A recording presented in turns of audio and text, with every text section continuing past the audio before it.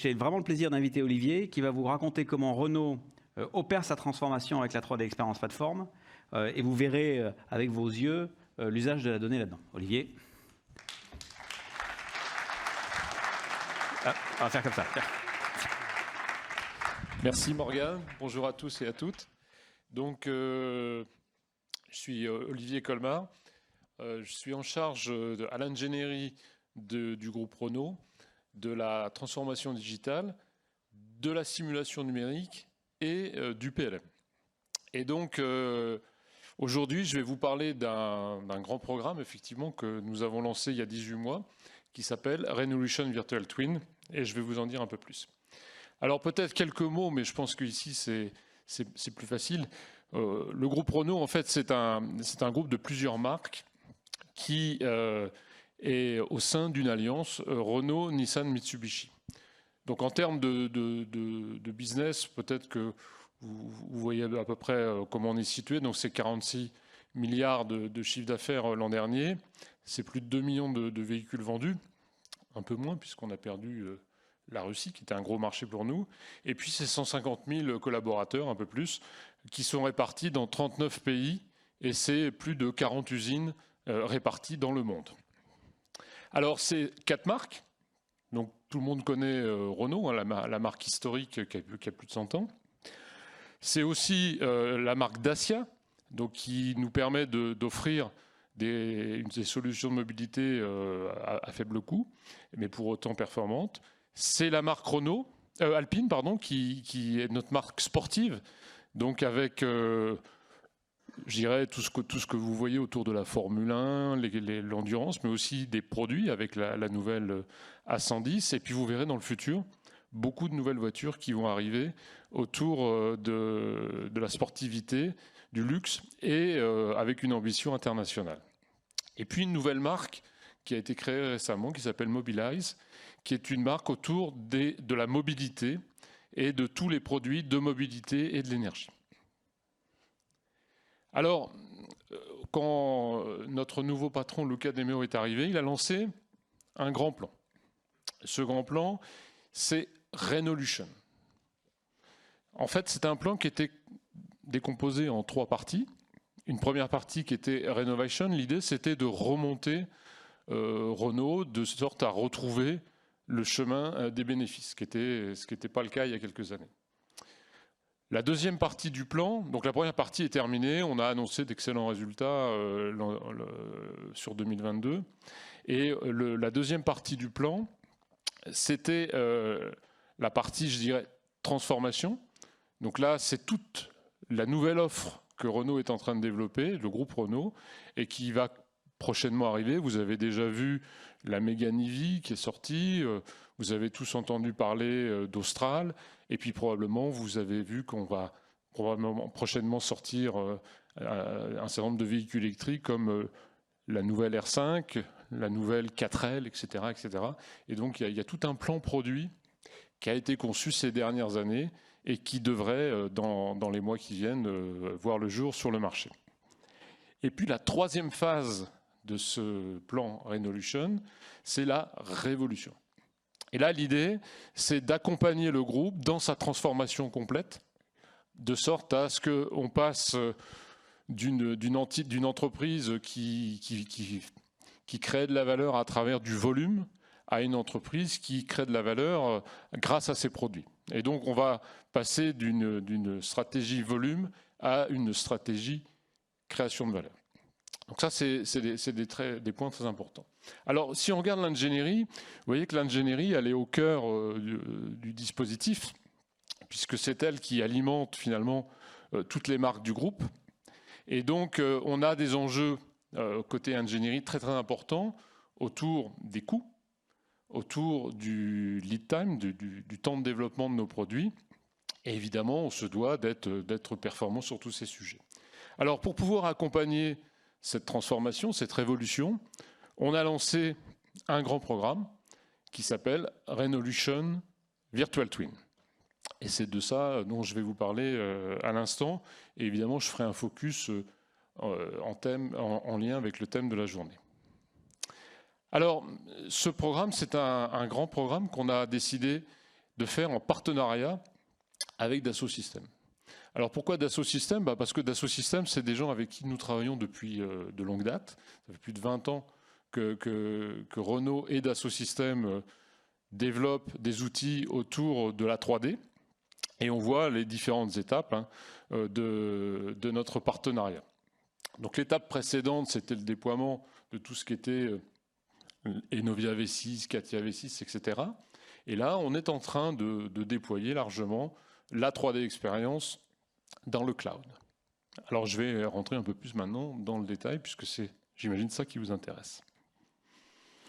Alors, le contexte auquel on doit faire face dans le monde de l'automobile. Ça ne vous a pas échappé, nous devons effectivement gérer la transition énergétique. On va d'un monde de véhicules classiques avec des moteurs ICE à un monde de véhicules électriques. En 2035, en Europe, on ne pourra plus vendre que des véhicules électriques. Alors, on a des véhicules électriques aujourd'hui hybrides, mais aussi des véhicules électriques complets. Et Renault a été pionnier sur le sujet. Vous savez que Zoé a plus de 10 ans. Et Zoé a longtemps été un des grands véhicules les plus vendus en Europe. Et Nissan, avec la Leaf, était aussi assez précurseur sur le sujet. Ça, c'est le premier sujet. Et on voit bien que ça va générer au sein de l'entreprise une transformation très, très importante. Le deuxième sujet, c'est bien évidemment tout ce qui tourne autour de la connectivité. Aujourd'hui, tous les véhicules Renault qui sont vendus sont connectés. Et évidemment, ça va nous permettre beaucoup de choses autour de la data, puisqu'on collecte, depuis les premières Zoé, d'ailleurs, au passage, c'est là-dessus qu'on avait commencé, depuis les premières Zoé, on connecte de la donnée sur l'usage que nos clients font de nos véhicules, et puis bien évidemment sur la façon dont les composants de nos véhicules fonctionnent, de sorte à pouvoir les améliorer et au fur et à mesure guider nos clients, voire développer des nouveaux services autour de ces données. Le deuxième élément important, c'est tout ce qui est conduite autonome. Alors, on est passé du monde du robot taxi à la voiture qui conduit toute seule sans volant, au fait que de plus en plus, on intègre des aides à la conduite automatique dans nos véhicules. Et évidemment, ça veut dire des nouvelles façons de développer les voitures. Et puis, on génère de plus en plus de services. Dernier point important, c'est on est dans un contexte aujourd'hui de plus en plus compliqué au niveau de la réglementation. Il y a des normes de plus en plus sévères, l'Euro 7, on a maintenant ce qu'on appelle la market surveillance qui régulièrement ponctionne des véhicules sur le marché chez des clients et qui nous demande, qui vérifie que nos véhicules sont bien conformes à la réglementation et qui nous demande en cas de doute de ressortir toutes les preuves et toute la traçabilité qui nous permettent de démontrer qu'on a effectivement bien conçu, bien validé nos véhicules. Il y a des normes CO2 de plus en plus drastiques, et puis vous avez tous suivi, j'imagine, les affaires avec Volkswagen et compagnie. Et donc ça génère un contexte qui probablement était connu historiquement dans le monde de l'aéronautique, qui devient une réalité et une très forte contrainte dans le monde automobile. Alors, de ces trois enjeux, eh bien, on a décidé de construire finalement, de développer un backbone de toutes les fonctions amont de l'entreprise. Et ce backbone, on veut que ce backbone soit évidemment collaboratif et qu'il devienne l'unique source de données pour tous les métiers de l'entreprise. Tous les métiers, ça part des gens qui travaillent sur le design des véhicules, ceux qui développent à l'ingénierie des véhicules, au process de l'ingénierie, au manufacturing, à la supply chain, au commerce et à la prévente, et puis aussi des fonctions support, comme par exemple les achats, les gens qui font du costing, etc. Donc ça, c'est très important. Et ce backbone, on le veut collaboratif. Pour répondre à trois piliers de ce programme, un premier qui est effectivement d'être capable de robustifier et de rendre agile notre développement produit-process de nos différents véhicules et services. Un deuxième pilier qui est autour de la complexité que nous avons aujourd'hui avec les systèmes et les softwares. Avec toute l'arrivée de la connectivité, les ADAS et les services, une grande partie des données de nos véhicules sont gérées dans le véhicule, comme jusqu'à présent, mais aussi maintenant off-board. Donc vous imaginez que tout ça génère des millions et des millions de lignes de colle embarquées dans nos véhicules, et on se doit de gérer en configuration toute cette complexité. Et puis le dernier pilier, qui est très important dans le cadre du projet Renolution Virtual Twin, c'est de désiloter l'entreprise. Désiloter, ça veut dire casser les silos et rendre la data la plus fluide possible entre les différentes entités. Aujourd'hui, les données sont gérées aux achats dans un outil d'achat, au costing dans un outil de costing, à l'ingénierie dans les outils de l'ingénierie, etc., etc. Là, l'idée, c'est d'avoir une plateforme qui va permettre finalement à tous d'accéder à la data et, suivant la perspective qu'on prendra, de faire du 360 degrés autour de l'objet ou de la data que l'on analyse ou sur lequel on collabore. Donc voilà les 3 piliers de ce programme. Alors, la solution, donc, ça a été après un certain nombre d'évaluations, ça a été de retenir la plateforme 3D Experience de Dassault. Et dès le début, le sponsorship du projet a été pris au plus haut niveau de l'entreprise, puisque c'est Luca De Meo qui a lancé le programme avec Bernard Charles. Et l'idée, c'est de passer d'une plateforme PLM qui était historiquement ingénierie à une plateforme d'entreprise. Et donc, tout le système d'information se restructure autour de cette plateforme pour que toutes les fonctions amont, donc on en voit un certain nombre affichés ici, la qualité, la prévente, etc., se plug sur cette plateforme. Donc c'est vraiment l'ambition de notre Renolution Virtual Twin.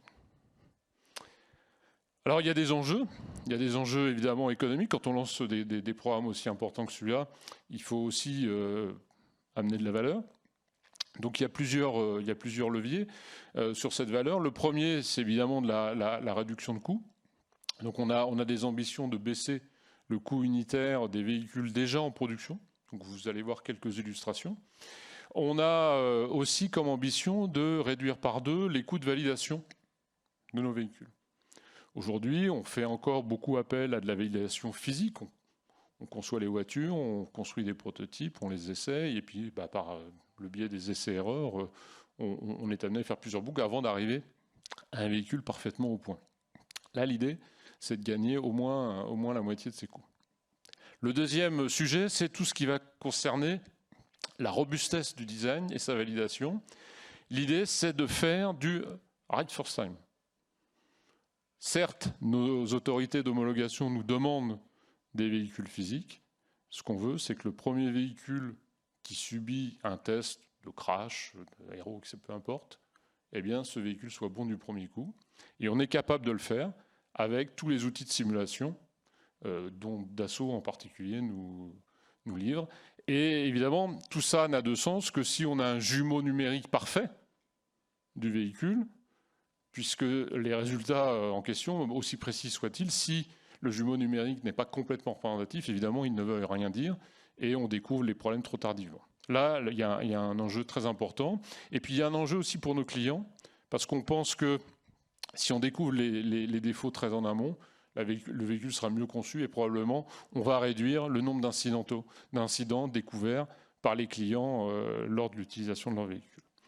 Le dernier levier, c'est important pour nous, c'est de réduire le temps de développement des véhicules. Vous voyez bien qu'un véhicule, avant on changeait les gammes tous les 7 ans, maintenant on est sur des rythmes beaucoup plus importants. Et donc, on a mis en œuvre, je dirais, toutes les méthodes agiles, etc., y compris pour le développement des véhicules. Et avec le programme Renolution Virtual Twin, on vise à réduire d'1 an les temps de développement. Et vous verrez, le premier programme sur lequel on est parti en production, eh bien, il a un planning qui est réduit d'1 an. Alors, je vais maintenant vous illustrer un peu notre affaire. Donc, on retrouve ici les trois grands piliers dont j'ai parlé au début. Et je vais essayer de vous donner un petit focus sur chacun de ces piliers pour bien illustrer. Le premier pilier, c'est tout ce qui va être finalement d'avoir un processus de design produit-process le plus performant, le plus intégré possible. Pour ça, on a plusieurs leviers. On va retrouver tous les outils classiques que l'on connaît de Dassault autour de la 3D, que ce soit CATIA, Delmia, etc. Et puis, on a aussi mis en œuvre des outils qui permettent de démocratiser l'accès à la 3D.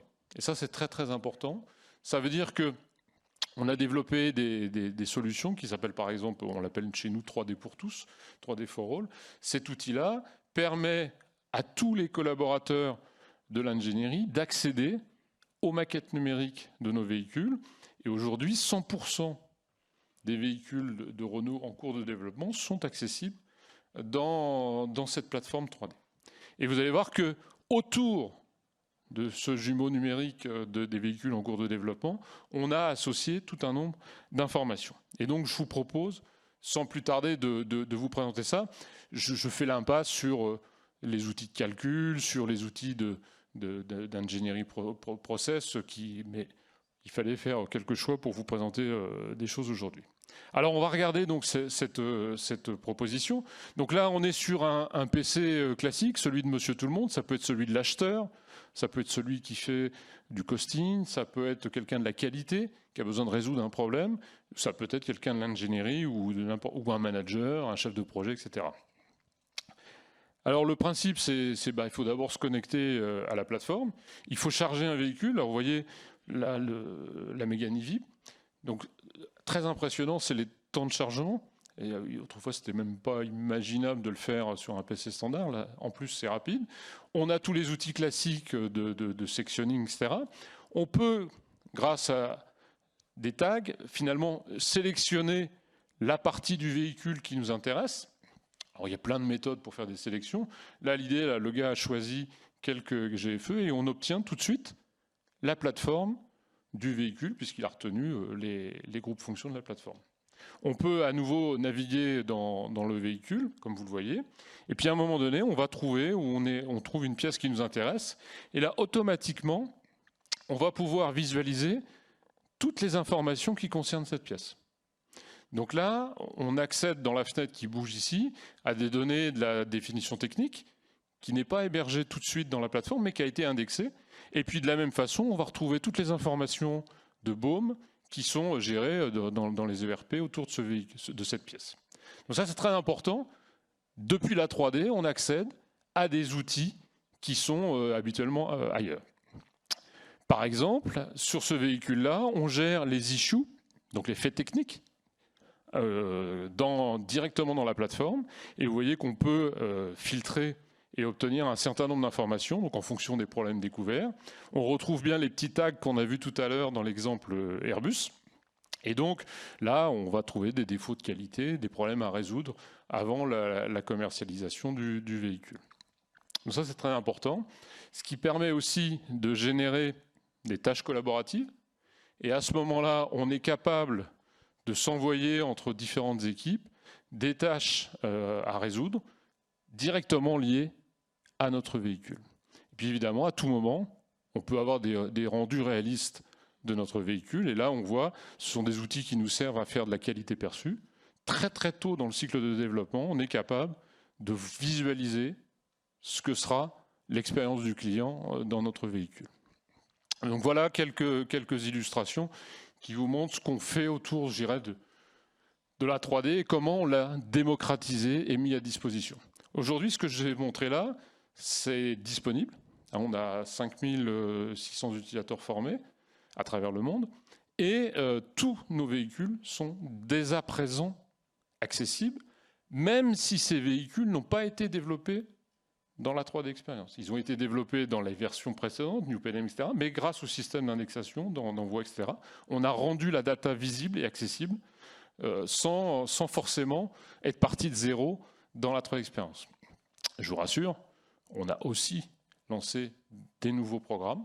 On a aujourd'hui un programme véhicule en cours avec une plateforme, trois upper body, enfin 3 caisses, qui sont en cours de développement. Et depuis le 1er janvier, toutes les équipes développent ce nouveau véhicule en France et en Inde. L'équipe est répartie en deux dans la 3D Experience. Le deuxième pilier, c'est le pilier autour de tout ce qui est la configuration management, la gestion des systèmes, la gestion des softwares. Aujourd'hui, je n'ai pas choisi de l'illustrer.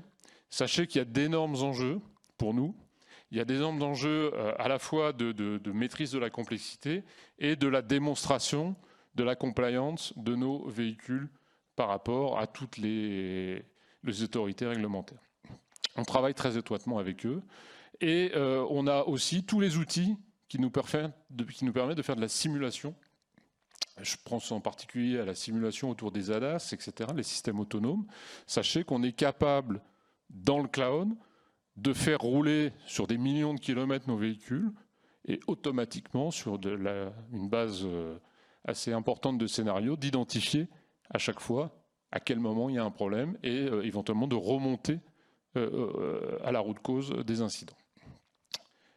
On va passer au troisième pilier. Là, l'idée, c'est de vous parler de la partie désilotage de l'entreprise. Comment on permet à toutes les fonctions de l'amont de collaborer et d'accéder à de la data facilement.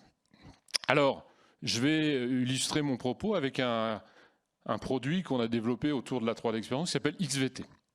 XVT comme Extended Virtual Twin. L'idée, c'est vraiment de mixer les données 3D dont on dispose dans la plateforme avec toutes les autres données que l'on peut avoir dans la plateforme ou en dehors de la plateforme. Et c'est ça qui est très intéressant parce qu'on est capable d'indexer les données qui sont dans les legacy d'aujourd'hui. On n'est pas obligé d'avoir tout migré ou de tout avoir recopié, non. On indexe les datas et on les rend accessibles. Et derrière, on peut évidemment faire un certain nombre d'applications de business intelligence. Et là, on utilise les outils qu'a décrit juste avant Morgane, autour de NetVague, Proxem, etc., pour pouvoir développer ces outils de collaboration. Alors, on a quelques projets déjà en cours. Vous vous rappelez, je vous ai dit, on a démarré il y a 18 mois, mais on a déjà déployé un outil qui s'appelle Digital War Room, qui permet de travailler sur tous les véhicules déjà produits. Parce qu'on s'est dit, on ne va pas attendre d'avoir développé un véhicule complet et les 3 ans liés au développement dans la 3D Experience d'un véhicule, on va aussi s'attaquer à toutes les voitures que l'on produit dans toutes les usines du monde. Et donc, on a outillé des équipes qu'on appelle les War Rooms, qui sont pilotées dans les usines. Ce sont des équipes qui regroupent des gens de fabrication, des gens des achats, des gens du costing, des gens de l'ingénierie, de la logistique. Et là, l'idée, c'est d'optimiser, d'améliorer, de réduire le coût unitaire de chacune des voitures. Et là, vous allez voir que grâce à ces technos, on a été capable de faire des progrès et de délivrer de la valeur tout de suite à l'entreprise sans attendre d'avoir conçu un véhicule complet dans la 3D Experience. On a fait la même chose pour tout ce qui est l'analyse de ce qu'on appelle, nous, le carry-over. Dans l'industrie automobile, il y a beaucoup de diversité, comme vous le savez, mais on se doit aussi de manager au maximum la commonalité entre les modèles et les plateformes. Et donc, on a, grâce aux outils de la 3D Experience, des tableaux de bord qui permettent à tous les stades du développement du véhicule de savoir le taux de carry-over et puis de naviguer en 3D dans la voiture pour savoir à quel endroit il y a des équipes qui, évidemment, ne respecteraient pas ou qui, au contraire, seraient très performantes. On a développé un outil qui s'appelle le Part 360 degrés. Là, l'idée, c'est à chaque fois que j'ai une pièce, je récupère toutes les informations qui concernent cette pièce, quel que soit l'endroit d'où ça provient. Ça peut être des données d'ingénierie, des données d'achat, de qualité, de manufacturing, de supply chain, etc., etc. Et on les met à disposition de tous les consultants, par exemple de la plateforme qu'on a vue tout à l'heure, 3D pour tous, des concepteurs, etc. Donc ça veut dire que quand un concepteur a besoin d'une pièce, il sait exactement, pour concevoir une nouvelle voiture, il sait exactement sur quelle autre voiture, dans quelle autre usine, chez quel fournisseur, à quel prix, est-ce qu'il y a eu des problèmes de qualité sur la pièce qu'il envisage de réutiliser pour son véhicule. On a fait une application qui a été déployée pas plus tard que le mois dernier, qui s'appelle AnaTwin. Là, c'est une autre façon d'utiliser la data au service des gens qui font le traitement de l'incidentologie. Comme vous le savez, probablement dans nos systèmes, on a plusieurs, je dirais, outils qui ne communiquent pas forcément bien, parce qu'historiquement, il y avait des silos, etc. Grâce à ces outils-là, on est capable de rapprocher les données et faire que quand un garage détecte un problème et qu'il le remonte à Renault, on est capable, par association, de retrouver finalement toutes les informations concernant le problème rencontré et par analogie, éventuellement, proposer des solutions et d'aller directement à la résolution du problème pour le client. Ça, c'est déployé, ça commence à donner des résultats très prometteurs. Et puis, je finirai par un exemple autour de Hiro. Morgane en a un tout petit peu parlé. On a eu et on continue à avoir des gros soucis sur la variation du coût des matériaux et on a développé des outils pour pouvoir mieux anticiper et mieux gérer ces variations de coûts de matériaux et surtout l'impact que ça peut avoir sur nos véhicules. Alors je vais vous illustrer ça par 2 petites vidéos et j'en aurai fini. Donc la première, c'est autour des Digital War Rooms. Alors, le principe, c'est ça. D'un côté, vous avez toute la partie 3D, etc., qui s'affiche sur la droite de votre écran. Puis de l'autre, on avait toute la partie analytique. Et donc là, on va chercher à regarder toutes les pièces qui finalement sont achetées dans les usines plus chères que ce qu'avait estimé le costing. Et donc, automatiquement, on va trouver les pièces en question, on va savoir dans quelle usine, chez quel fournisseur, etc.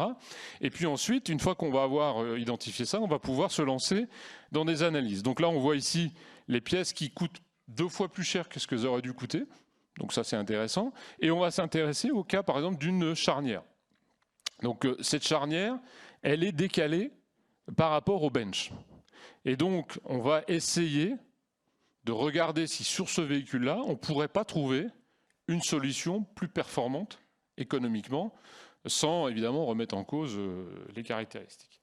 Donc l'homme du costing va déclencher une tâche collaborative et va demander à ses collègues de l'ingénierie d'identifier et de regarder pourquoi finalement cette pièce est si chère.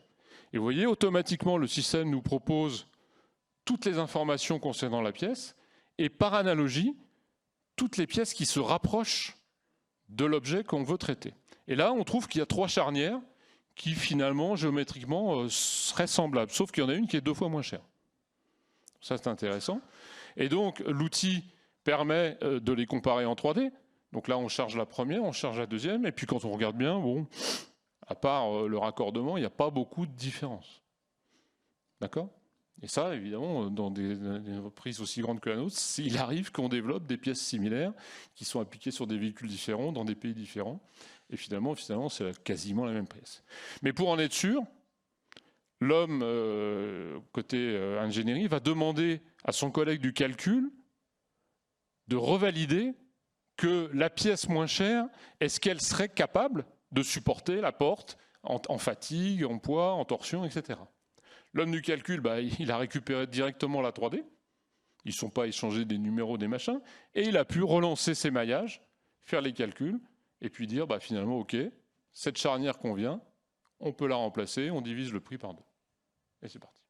Et ça, on le fait sur toutes les pièces. Et on a tous les outils pour le faire grâce à la 3D Experience. La bonne nouvelle, c'est qu'on a même pu traiter d'autres cas non prévus. Je vais vous montrer l'exemple qui nous est arrivé en Amérique du Sud.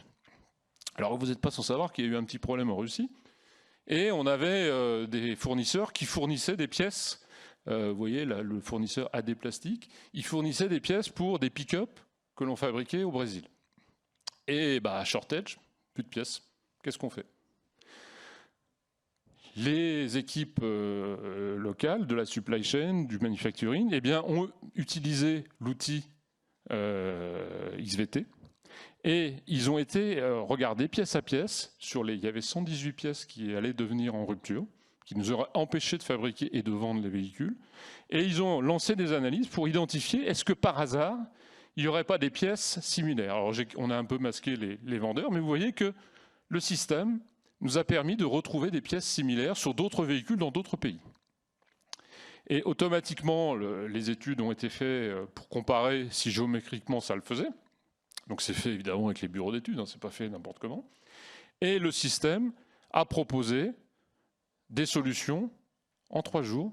On a pu régler le problème du shortage. Autrefois, il fallait environ 35 semaines quand on se transmettait les infos, ça passait à l'ingénierie, qui passait aux achats, machin, etc. Et on a pu réapprovisionner les 118 pièces manquantes et sauver ainsi 113 000 véhicules. Donc, je vous multiplie par le prix moyen de chaque voiture et vous avez une idée de l'économie qu'on a générée en Amérique du Sud sur des résultats en 2022. Dernier exemple, c'est tout ce qui tourne autour des matériaux. Donc là, on a, grâce à la 3D Experience, un outil qui nous permet d'analyser finalement comment les matériaux sont utilisés dans l'ensemble de l'entreprise.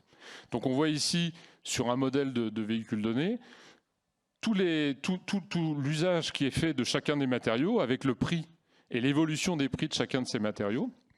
Donc vous voyez, ça se fait de façon dynamique. Et ensuite, on va pouvoir imaginer des scénarios. Ça, c'est très très important, c'est les what-if scénarios. C'est par exemple, on sait qu'il y a un risque sur, par exemple, dans l'exemple qui est donné d'accroissement des coûts de l'aluminium. Eh bien, si l'aluminium augmente de X%, qu'est-ce que ça veut dire? Eh bien là, automatiquement, le système recalcule l'impact sur le prix de chaque voiture. Donc là, on le voit au niveau d'un modèle. Et après, on peut le ramener au niveau monde. Et finalement, on sait pour Renault l'impact directement sur notre PNL d'une variation d'un coût de matière. Donc ça, c'est très, très, très important pour nous parce qu'on peut anticiper ces sujets. Et évidemment, on peut prendre des décisions. Si maintenant, on est toujours sur ce modèle, on dit, finalement, l'aluminium, à quel moment il est utilisé? Automatiquement, le système, grâce à la projection sur le jumeau numérique, va nous dire, voilà les pièces qui sont concernées par l'évolution du coût de l'aluminium. Et là, à ce moment-là, on va prendre des décisions. Est-ce qu'on maintient des portes en alu? Est-ce qu'on préfère pas revenir à des portes plus classiques ou mettre du plastique ou renégocier avec le fournisseur, etc. Donc vous voyez le genre d'études qu'on est capable de mener. On sait le faire au niveau d'un modèle, on sait le faire au niveau d'une gamme, on sait le faire au niveau d'un pays, etc. Et puis on sait le faire au niveau de l'ensemble de l'entreprise, puisqu'on gère. Derrière, on croise aussi avec les données de volume, de production, de prévision de volume, etc. Et donc, on est capable de faire. Ça nous est utile, évidemment, dans les phases où le coût des matières monte. C'est très, très important d'anticiper, parce qu'imaginez qu'on vende les voitures pas assez chères, on perdrait de l'argent à vendre des voitures, ce qui serait stupide.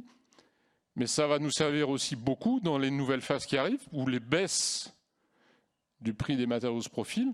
Et il ne faut pas oublier d'aller demander à chaque fournisseur, au fait, il faut nous appliquer la baisse des matériaux. Et on sait aussi, évidemment, simuler tout ça. Et donc, vous voyez, un outil très, très important qui a été mis en œuvre et qui est déployé grâce aux outils de la 3D Experience.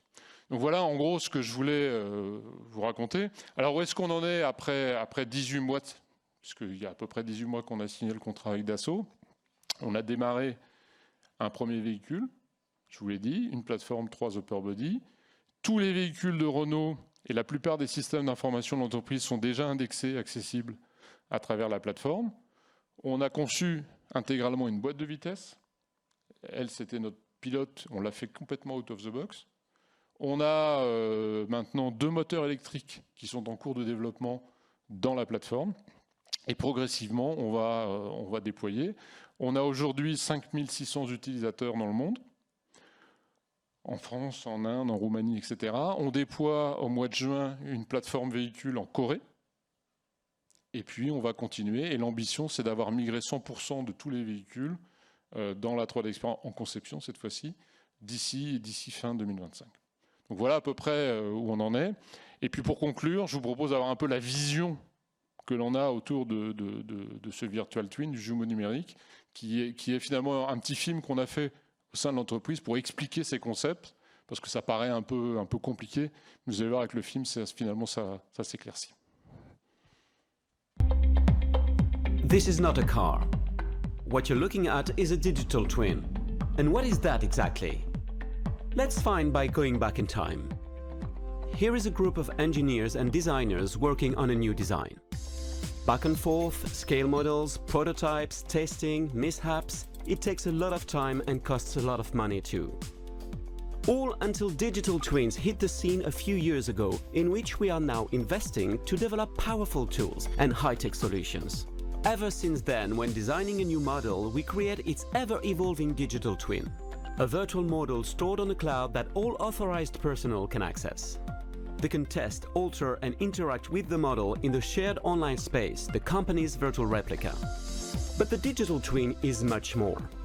You have the virtual scale model, a 3D object with as much detail as the real thing. Thanks to high-powered algorithms, we can determine a car's handling, aerodynamics, and even test onboard safety equipment. No need to make a physical prototype for every stage, its digital twin is a perfect substitute. A vehicle is a minefield of calculations. You have to check that everything works as planned. That brings us to part 2 of our twin. Engine settings, ADAS, everything can be done with the twin. Seated behind a driving simulator, test drivers put cars through their digital paces on virtual roads. Safe, affordable and fast, an ideal addition to road tests. Part 3. Manufacturing. The digital twin is also a true-to-life virtual factory. Organizing production, sequencing operations, monitoring each part, everything is tested and confirmed via the digital twin for optimal production output. Last of all, vehicle monitoring throughout its life and even after its initial purchase. From design through to updates and retrofitting, everyone works together over the cloud.